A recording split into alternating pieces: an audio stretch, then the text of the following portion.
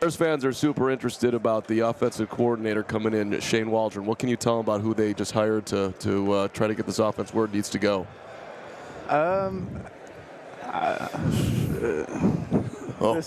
This is live. Yeah, we're not live. We're not live. I'm playing. Good luck to y'all. Hello, everyone. This is the Pocket Passer. I'm your host, Randy Wyatt. I hope all of you are having a fantastic day. I know I am, because we are talking about football, and more specifically, we're talking about the firing of the Bears offensive coordinator, Shane Waldron. So let's dive in. I'm sure many of you have already seen the clip that showed at the beginning of this video of Jackson Smith and Jigba struggling to come up with a compliment or anything nice to say at all about his former offensive coordinator, Shane Waldron, and brand new at the time Bears offensive coordinator.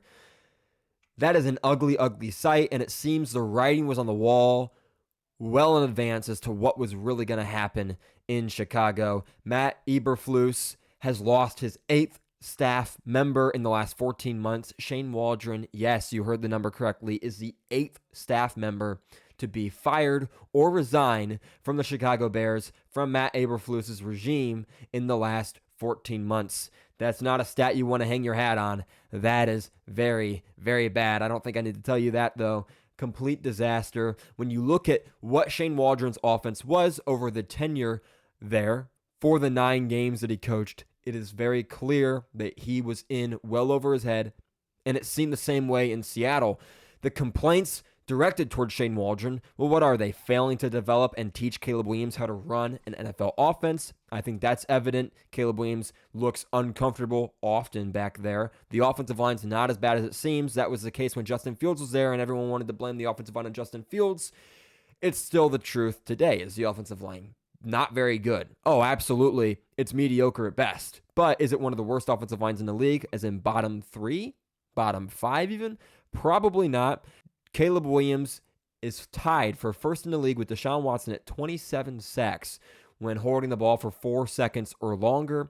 Some of that may be getting beat right away and then having to extend the play and eventually getting caught. But a lot of that is hanging onto the football in the pocket and not letting the ball go. So that means, well, this star-studded receiving group, are they not getting open? Is Caleb Williams not seeing the field? And if it's true that they're not getting open, why aren't they getting open? Are they just not as good as we thought they were?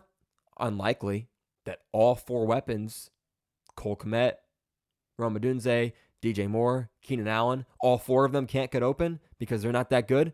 Is that what's likely? Or are they not getting open because Shane Waldron is incapable of scheming guys open and getting the ball to his weapons effectively? Well, if you look at his tenure in Seattle, you'll see that he was often inept in getting the ball to his weapons there. Jackson Smith and Jigba was never used properly under Shane Waldron, which makes it very evident as to why it is that he was so hesitant or just flat out incapable to say anything nice about Shane Waldron.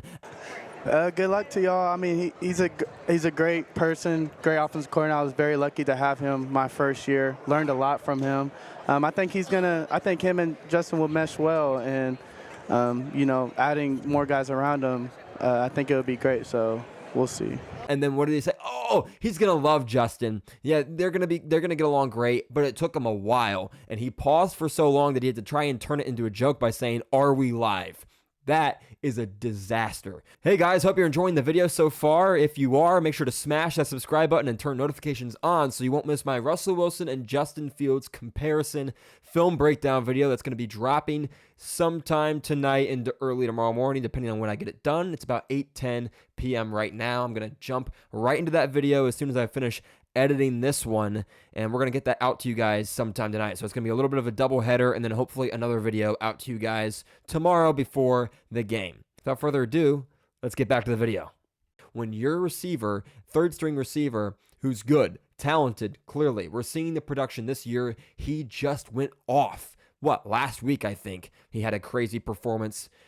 So to see that reaction from a guy who clearly has the talent, showed it in Ohio State, and then underperforms under Shane Waldron and immediately explodes onto the scene under new management in Seattle, new coordinating in Seattle, It's not a surprise, and I don't think it's a coincidence. Shane Waldron is truly inept. He was incapable of developing quality pressure plans and preparing Caleb Williams for the blitz early. Now, yes, it's very true that blitzing a quarterback is something you want to do when you got a young quarterback. Send the heat at him, make him panic, make him feel uncomfortable in the pocket. But look at what Cliff Kingsbury has been able to do with Jaden Daniels. Hell, look at what they've been able to do with Drake May in New England with an inept offensive line, with a running game that is very hit or miss, with receivers that are very, very hit or miss. It's very clear they've been able to develop, they've been able to prepare a lot better than they've been able to prepare Caleb Williams. So the writing was on the wall with this coaching change. I'm not ready to blame Caleb Williams for the shortcomings of Shane Waldron. It's very clear that they failed to prepare him, failed to develop him. Hopefully, under new management, they're able to do that, but Caleb Williams has to be given time. I know a lot of people, because they were rubbed the wrong way about some stuff, the bullcrap, painting his nails, F Utah. Yeah, stupid, childish crap, all right? And there's no excuse for that when he was doing that in college. But let's not jump the gun here. He was pretty young, just a couple years older than me. Now, I wouldn't do that dumb crap, but I'm not going to go there and go ahead and throw rocks from a glass house. But a lot of people would like to do that from their couch. It's understandable. There's plenty of things to criticize him about. Hopefully he grows out of those things. It seemed like he has grown out of some of those things. And we're going to hope, for the sake of the NFL, for the sake of quality football, that he's able to progress moving forward. As a Packers fan, more than okay with the struggles. As a matter of fact, I enjoy him. Can't wait to continue to see them. Hopefully Green Bay continues to own Chicago as they have for so long. Next game is Green Bay in Chicago at Soldier Field. So that's going to be awesome. Can't wait to see the Packers go to, I think, 11 straight victories over Chicago. I'm going to go ahead and call it now, and hopefully I don't look like an idiot this Sunday.